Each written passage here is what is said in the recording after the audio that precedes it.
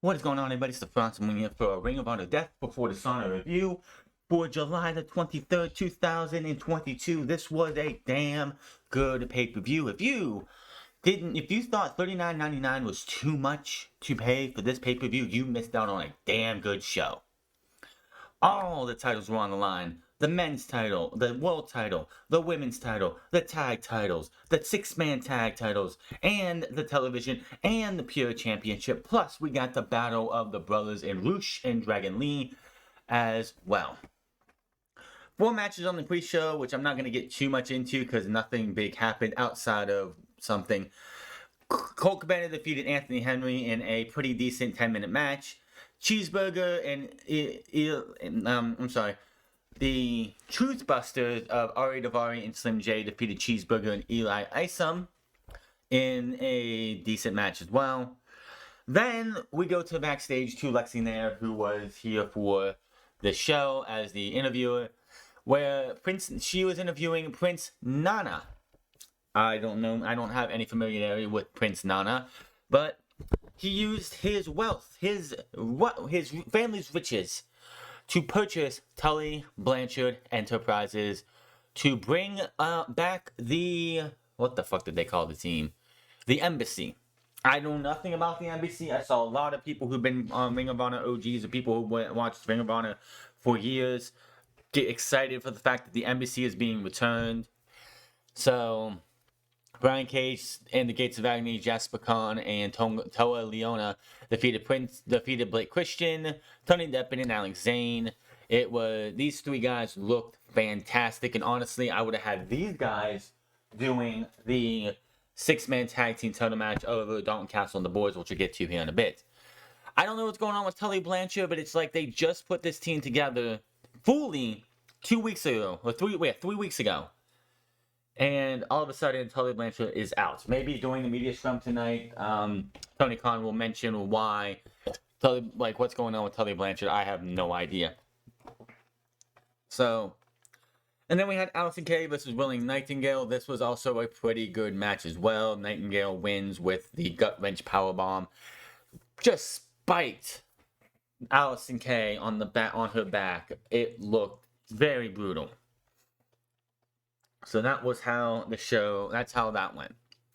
So we started the show off, and I'm like, what match is going to start this show? Obviously, the Ring of Honor Championship would not make that much sense. I don't like the fact that a world title should never, ever, ever, ever start a pay-per-view off. Just saying that right now. It should never, ever, ever be the opening match. That's just my feeling.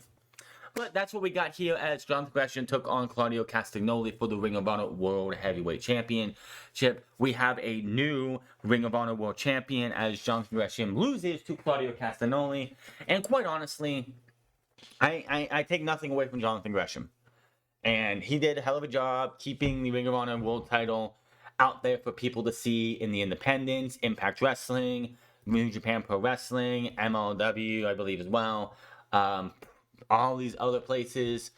But when you have him go up against Claudio Castagnoli, and Claudio Castagnoli spins this guy at least 30 times, it felt like, and it was the easiest, it looked just like with ease, which I mean it looks like with ease all the time, but this time specifically it did look like Claudio had no trouble. It's like, yeah, Claudio's winning this match.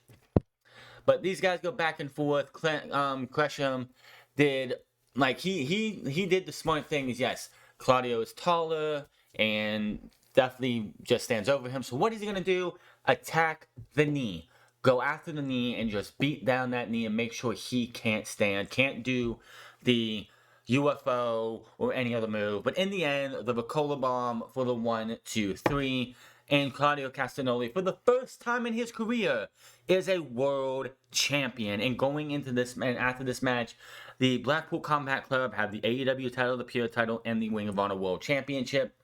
That is fantastic. By the way, it was announced later in the show that Bryan Danielson makes his return to the Squared Circle this coming Wednesday at Fight for the Fallen against one Daniel Garcia. Will Daniel Garcia be the Pure champion going into that match? We'll talk about that here in a bit. By the way, the new Ring of Honor logo, all the new dressings and everything for Ring of Honor's new era, they're calling it the new Ring of Honor. I loved it all. Just great. Backstage, Daniel Garcia's interview, Garcia says he's going to win the Pure Championship, not because he wants it. He doesn't care about being worthy of the winning on the Pure Championship. He just wants to take it because Wheeler Yuta has it, and he's going to take it to the big leagues in AEW. And he and the Jericho Appreciation Society are going to destroy it on live television. The Righteous, Vincent, Dutch, and Bateman versus Dalton Castle and the Boys, Brandon and Brent Tate, for the Ring of Honor 6-Man Tag Team Championships. I don't know much about the Righteous. I know very little about Dalton Castle and the Boys. I've seen a couple of Dalton Castle matches. You can definitely tell he's still wearing a back brace in his gear. It's really obvious. It's like, honestly, him being in a tag team setting like this is probably what's best for Dalton Castle because he doesn't have to carry the full load of a match. We get new Ring of Honor 6-Man Tag Team Champions as Dalton Castle and the Boys beat the Righteous. That just tells you that the Righteous were brought in to drop the championship so they can go off and do what they need to do while Ring of Honor can have their tag team champion, 6-Man Tag Team Championships back. This was actually a pretty fun match. It was not, I was like, there's no way. It's like if they signed the Righteous to contracts, there's no way they lose this match. But in the end, bang on Bateman, and there was a point in this match where Dutch decided he was going to pull off his best Keith Lee impression and do a tope over the ring onto everybody on the outside. That was a hell of a shot right there. But Dalton Castle and the Boys end up picking the win. The Boys looked pretty good too, holding their end and doing a lot of, like, they did really do a lot of the, they took a lot of the punishment and they did a lot of the fighting. Obviously, like I said, Dalton Castle was still wearing a back brace on his back. He hurt his back while doing his world title run and I don't think he'll ever really recover from it. So it's a shame that whatever heights his career could have had is going to be limited because of that back. And being in a 6-man tag with the Boys or anybody is actually really good for Dalton Castle because that extends his career more than it would be if he just simply wrestled in singles matches for the rest of his career. So he can be there, he can be on the outside, the Boys can do most of the fighting if they have to, Dalton can come in and do some stuff, hit the bangarang, and there's that. Overall, this was a fun match, I would say. Better than I thought it was going to be, but that is that. Backstage, Jay Lethal and Sanjay Dutt and Sutton Singh cut a promo about the Ring of Honor World Television Championship, and they are going to pretty much destroy Samoa Joe later. Wheeler Yuta versus Daniel Garcia in a Pure Rules match. I do like this little aesthetic and attention to detail. In the rules of in the Pure Rules match, there is a 30-minute time limit, I believe, but there is also 3 rope breaks. That's all you get. 3 rope breaks. Now, in this match, they had a graphic on the screen that had the time and the competitors and 3 lines underneath for each one of the rope breaks. I like that. We haven't seen that in any Pure Rules match that AEW/Ring of Honor has done since Tony Khan has bought it. If this is what they're adding, I'd like that touch. I don't know if they did that before in Ring of Honor before, but I like that they had it, and it was in the style of the new Ring of Honor logo and everything in colors. I thought that was great. This was, oh boy, this was hard hitting. These two beat the shit out of each other.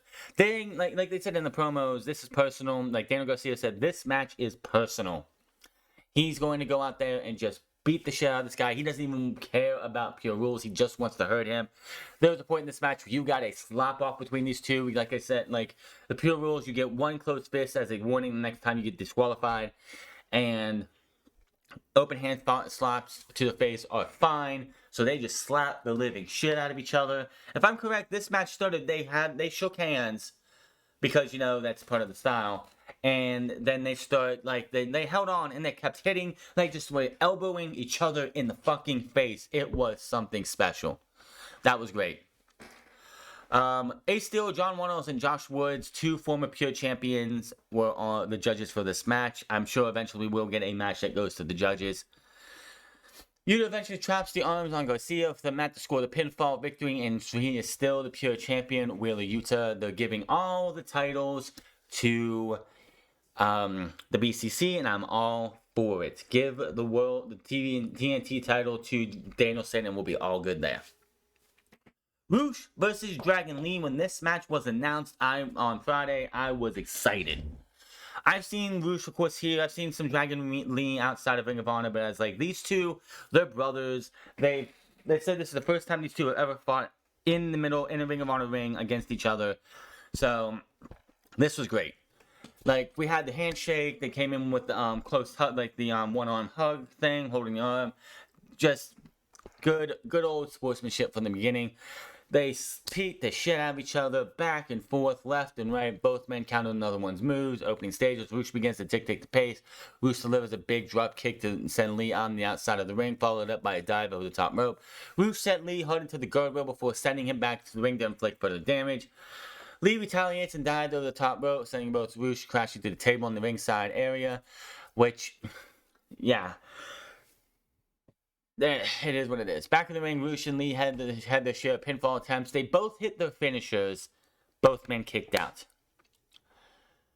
Now, Roosh sealed the victory after luring his brother in by playing possum. He took advantage before landing a low drop kick in the corner, which they call the bull, the horns. You mess with the bull, you get the horns. 1, 2, 3, and Roosh beat his brother. It was a great match. It was like, you look at Daniel Garcia and Udom, it's like, damn, they killed it out there. That is like match of the night so far. And then Roosh and Dragon Lee said, well, we're going to go out there and we're going to do what we can to like be the hits everyone knows we're going to be. We might not be match of the night because that's going to be the main event no matter what you want to say. But we're going to make you remember this match. I do recommend Wheeler Yuta versus Daniel Garcia, this match here, and the main event if you only have a few matches you want to see. Everything else I would say watch 2 if you can watch the whole show, but if you only want to watch a few, I would name those 3 matches right there. Mercedes Martinez versus Serena Deeb for the Ring of Honor Women's World Championship. This match is happening because Tony Khan booked these two as a can they coexist tag team, so eventually they couldn't coexist anymore. And Serena Deeb attacked Mercedes Martinez because obviously that's where they wanted to go. This match was great as well. My only problem is that Mercedes Martinez is still the Ring of Honor Women's World Champion, and going into the show, I was like, there's no way you don't give Serena Deeb the championship. This woman has been putting on match after match after match classic all year long. She has been putting a clinic, wrestling everybody. Her classic matches with Shida. Fighting for the AEW Women's World Championship. I knew she wasn't going to win that title then. This was the time to put the title on Serena Deeb. Mercedes has been a hell of a champion, defending it against everybody and anybody on Dark Elevation. I believe she was on once on Wednesday night and once on Friday night as well. But I think it was time to change the championship and put it on Serena Deeb. Unfortunately, that did not happen. Move for move, hold for hold. These guys were going after each other. They would like we even had a Serenity lock on, but that didn't end the match. Mercedes made her tap out in center ring with the Brass City Sleeper after it looked many times that Serena Deeb could put Mercedes Martinez away, but Mercedes ended up picking up the submission win. After the match, they embrace and say whatever they want to say to each other, and that was that. So outside of that match, I think everything else has been like I just think that Serena Deeb should have been champion coming out of this show. But hey, I have no problem with Mercedes keeping the championship, but I think it's time that they reward Serena for the hell of a job that she has been doing this year. To think, 2.5 years ago, Serena Deeb was done with wrestling. She was a coach at WWE's PC, told she can never wrestle again, so she could focus on being a trainer for WWE's up-and-coming women and like women's talent in WWE. She gets fired because they were just letting people go. She was one of Triple H's people, and came to AEW and has been a bright spot in the women's division. And has like her feud with Shida, her match, even though the build was terrible with Thunder Rosa was great. This whole thing, that can they coexist, and eventually leading to this match tonight, should have been led to a rewarding Serena Deeb. Now I'm sure Deeb would think that it's like just having that match out there and having a damn good match between these two is a reward in and of itself. But I think it should have been Serena Deeb winning this match, and I'm probably not the only one to think that. Samoa Joe versus Jay Lethal. Jay Lethal does send Satnam Singh and Sanjay Dutt to the back. at start. Now, he doesn't even make it into the ring before Samoa Joe's music plays. Bobby Cruz starts introducing Samoa Joe. He gets to the Samoa. He doesn't get Joe out because they start brawling. They brawl all over the inside area, which they get to one side, and Jay Lethal sees the Ring of Honor TV Championship, and Caprice Coleman's like, if he uses that, the referee has a choice. And I'm thinking the match hasn't even started yet, so if he wants to take that championship and bludgeon Samoa Joe with it and then throw him back into the ring to get the win because the match hasn't started yet, he can do that. They eventually, Satnam Singh eventually comes from behind and helps Lethal, but to put him through the table, if I'm correct, or something like that, and then they roll him back in the ring. The referee is like, I am not starting this match until this guy, you get the fuck out of here. So he does. They eventually start the match. Of course, the target is the arm that was injured before. They injured it up on the outside again. And that was Lethal's target for the majority of this match. Obviously, Samoa Joe fought back with as much as he could, and in the end, Sanjay Dutt does try to come out and have help out, and he brings out the pipe. Referee grabs that, gets rid of it, while Jay Lethal smacks him in the head with the title, gets a 2 count. I'm gonna say this right now that the value of hitting somebody, the devastation of hitting somebody with the title has lost its value over the last year or so because the Young Bucks did it in the Triple or Nothing match and Swerve Strickland kicked out. They happened here tonight with this match and Samoa Joe kicked out. You gotta, if you're going to hit somebody with the championship, that should be the fucking match ender, especially if it's a heel. It's like, you're getting to the point where it's like somebody gets hit with the championship, always gonna kick out because nobody's been getting pinned that way ever recently. And can we stop with the fucking move kickouts, please? Samoa Joe counters some offense and some rolls around into a Coquina clutch for the submission win, and Samoa Joe keeps the TV title. A rundown of the show, including Bryan Danielson return for this coming Wednesday. Also, Jon Moxley versus Roosh for the interim AEW World Heavyweight Championship will be happening as well. As well as on Friday, Leon Ruffin versus Ethan Page will be happening as well. So much going on. Cannot wait for Saturday for Wednesday. But main event time: FTR, Dax and Cash Wheeler versus the Briscoes, Jay and Mark Briscoe, in a 2 out of 3 falls match for the Ring of Honor World Tag Team Championships. I'm gonna be honest right now. I am not the biggest fan of 2 out of 3 falls match because I've been disenfranchised with how WWE books them. Because it's either quick 2 straight done, or we go 1-2 done in less than 5 minutes. We go 1-2 so we can get to the third fall, and then the third fall is where we get the match that actually fucking matters. That's not what we got here. This match, we didn't get a fall till I believe the 20th minute or the 15th minute, and holy shit, this was fucking great. These two teams knew they put a match of the year candidate on in Dallas. They were going out here, I think it's Fort Worth, whatever, at Supercard. They knew they were going out here to do everything they could to top that match, and they topped that match. This is how you do a 2 out of 3 falls match. You don't do, in 2 minutes, 1 fall. 2 minutes later, another fall, and then we get 15, 20 minutes of a third fall. No. These were spaced out as they should be, and we ended up getting a damn good match. Doomsday Device gives the first fall to the Briscoes, which I don't know if Mark Briscoe has knives, blades in his fucking his hand or something, but he chopped Dax Harwood so hard the dude had blood coming out of his chest. Holy shit, that had to hurt. But FTR ends up hitting the big rig 10 minutes later, 15 minutes later to get the second fall. And then the third fall, FTR gets the win with Dax Harwood hitting a power driver off of the second rope, turning Jay Briscoe over and pinning him with his legs. These two teams went out there. I could not go over this match if I wanted to. I couldn't justify going over this match the way you want to see somebody go over. All I know is this was a damn good match. Now, there was a scary moment because Dax Harwood looked like he got some kind of like neck stinger early on, but he was able to go through the rest of the match just fine. But it did look for a second that if he really got hurt in the neck, it's gonna fuck the match up, but it didn't. All I know is if you want to see a good tag team wrestling match, here you go. FTR invited the Briscoes into the ring after the match. They shook hands.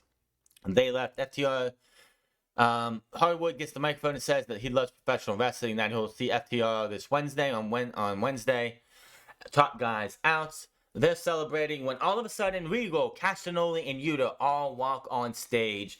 Yuta and Castagnoli holding up their championships, and that is how the show went off the air with boom, a stare down between the BCC and FTR. Could we see that match happening? Most likely. I cannot wait. But that is your... It was a really good show tonight. Definitely I would say, if I were to do this on a 1 to 10 scale, a 9 out of 10. Serena Deeb not winning the Ring of Honor Women's World Championship is a point off for me because I still think she should have won. But other than that, this was a really good show. Hit that subscribe button, comment down below, like or dislike this video. Find me on Minds of the France Club. Find me on twitch.tv/The France Club. And find me on Instagram at The France Club. And I will see you guys on Wednesday for Fight for the Fallen. Until then, mine is The France, and I'll see you guys later.